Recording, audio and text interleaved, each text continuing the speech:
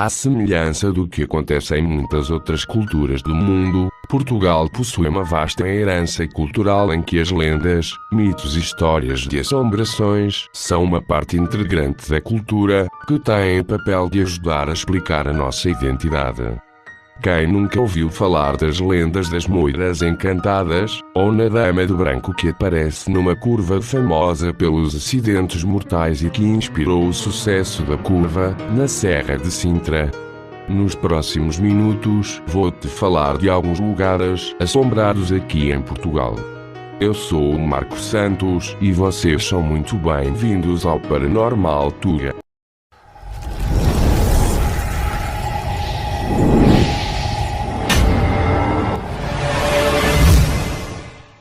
Faculdade de Belas Artes, Lisboa. Construída em 1217, a Faculdade de Belas Artes de Lisboa fica no Chiado e já foi anteriormente um convento, que funcionou até 1834.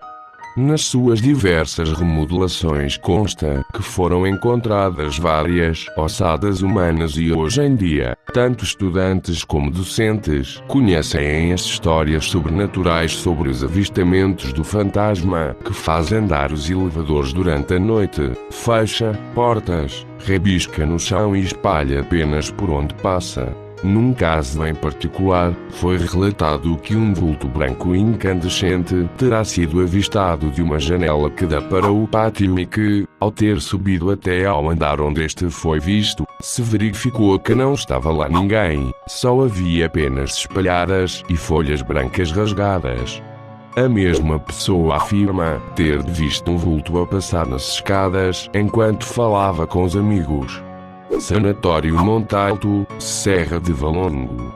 Hospitais e sanatórios sempre tiveram fama de estar assombrados, mas este é particularmente famoso por essa mesma razão. Ativo de 1958 a 1975, foi aberto para dar assistência aos tuberculosos, doença que na altura assolava o país. Apesar da sua lotação inicial ser de 50 camas, chegaram a estar lá internadas 350 pessoas em simultâneo, havendo rumores de maus tratos e de pacientes que morreram de forma macabra. Dizem que passaram por ali fantasmas, atormentados dos antigos pacientes, e que foram também praticados rituais satânicos. Vultos, portas a ranger, calafrios, mesmo no verão, um ambiente pesado e barulhos inexplicáveis são apenas alguns dos relatos. Palacete Marques Gomes, Vila Nova de Gaia.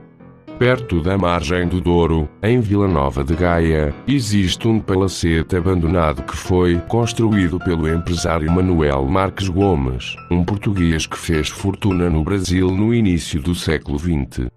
Conta-se que os 13 filhos não se conseguiram entender durante o processo de partilhas da herança, e o bonito edifício ficou em ruínas, tendo já sido pilhado e incendiado. Mas além das desavenças familiares, existem alguns segredos escondidos que já assustaram os mais corajosos. Entre eles, encontra-se uma gravação feita por uma equipa de investigadores paranormais, na qual se pode ver um vulto e um EVP onde uma voz brusca diz: "Saiam daqui! Vão-se embora!" Palácio de Alcésar, Lisboa. Em 1849 a futura Viscondessa da Regaleira adquiriu a Quinta das Loureiras para construir uma casa segundo os modelos românticos ingleses, completa com um exótico jardim romântico. 10 anos mais tarde, a sua sobrinha herdeira vendeu a quinta ao seu amigo Barão da Glória, que terá feito fortuna no Brasil e regressado a Portugal. Este fez obras para melhorar o terreno, especialmente no que toca aos jardins. O barão faleceu em 1876 e deixou a quinta aos sobrinhos, que redecoraram a quinta com a ajuda de alguns artistas, incluindo Bordalo Pinheiro, e formaram uma coleção de pintura naturalista no interior. Hoje em dia a quinta pertence à Câmara Municipal de Lisboa e acolhe o Gabinete de Estudos Olisponenses. Entre os funcionários correm relatos de todo tipo de acontecimentos estranhos, incluindo sinos inexistentes a tocar, janelas a abrir e a fechar sozinhas, e objetos a desaparecer e a aparecer em sítios onde ninguém os colocou. Pousada da Serra da Estrela, Covilhã. Anteriormente o Sanatório das Penhas da Saúde, este acolheu ferroviários com tuberculose. A Pousada da Serra da Estrela nasceu recentemente no seu lugar para dar aos hóspedes o conforto de um hotel de 5 estrelas. Inaugurado em 1944, o ar puro foi a razão da abertura deste sanatório, tendo morrido ali centenas de pacientes até ao seu encerramento, que o terá deixado em ruínas. Mas a moderna pousada não conseguiu escapar ao seu passado, e após ter visto tantas vidas ceifadas, há relatos de que alguns não chegaram a sair, deambulando os corredores do edifício durante a noite. Sentimentos sinistros, quedas repentinas de temperatura, passos no andar superior, barulhos agudos, vultos e um sentimento de angústia em certas áreas do seu interior são apenas alguns dos relatos que nos chegam nos dias de hoje. Teatro Letes, Faro.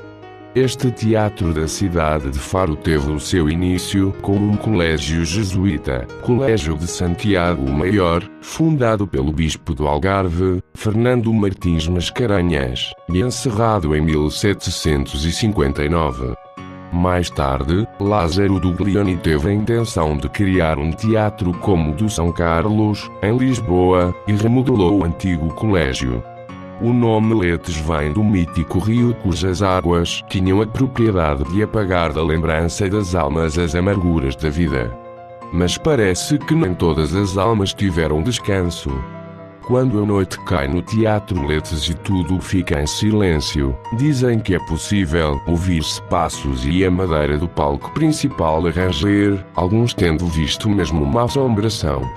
Tudo porque, alegadamente, uma bailarina se suicidou ali, enforcando-se no centro do palco devido ao cansaço causado pelas exigências da sua carreira. E pelos vistos ainda anda, ou dança, no mesmo palco. Castelinho de São João Estoril. Uma das mais famosas assombrações da região de Lisboa, esta casa situada na marginal que liga Cascais a Lisboa, já despertou o interesse de diversas celebridades em Portugal, as quais foram afastadas devido às descrições arrepiantes de uma menina a passear pelos muros da propriedade com uma boneca na mão. Conta-se que a filha dos primeiros proprietários, uma menina cega, caiu ao mar por acidente e a casa nunca mais foi mantida nas mãos dos mesmos proprietários durante muito tempo.